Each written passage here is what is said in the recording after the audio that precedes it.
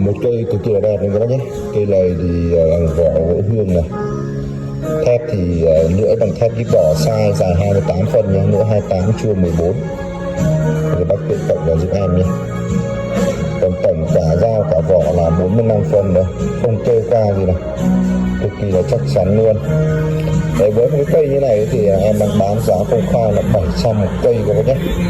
Anh em thì vui lòng không mặc cả nhé, bởi vì em bán cái giá này là cái giá gọi là để cho anh em chơi rồi.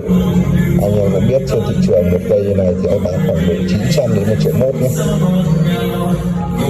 Đây là giá bán để giao lưu cho anh em thôi. Cái này nó bán 700. Cái này anh em vừa chơi vừa dùng đều là ok, cực kỳ là đẹp. Đó là các bạn vỏ gỗ hương.